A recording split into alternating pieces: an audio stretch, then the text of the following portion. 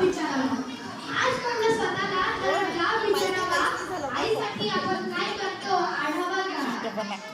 आपण पहाटे उठलोय, आई तू बाई असं कधी कळलंय? आपण जेवायच्या आधी आईचं ताट आपण कधी वाढलंय? बरं तुम्ही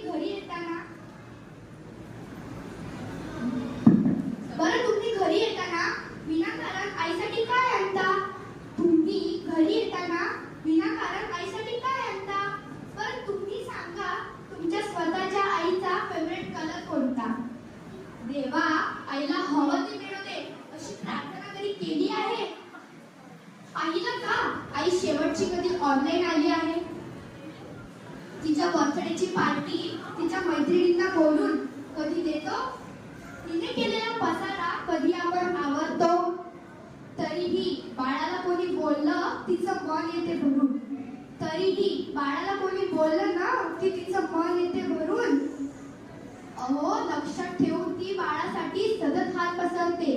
अहो लक्षात ठेवून बाळासाठी ती सतत हात पसरते.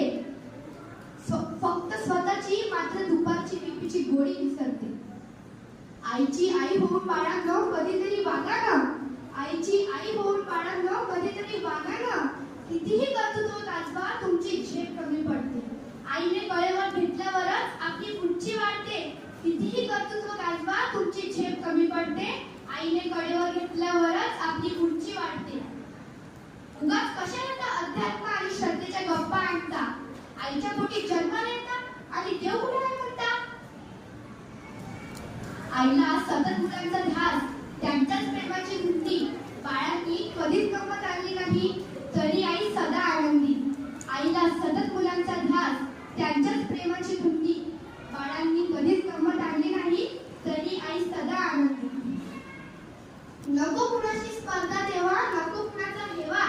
जग जिंकायचं असेल मित्रांनो तर आईच्या पायावर डोकं ठेवा. जग जिंकायचं असेल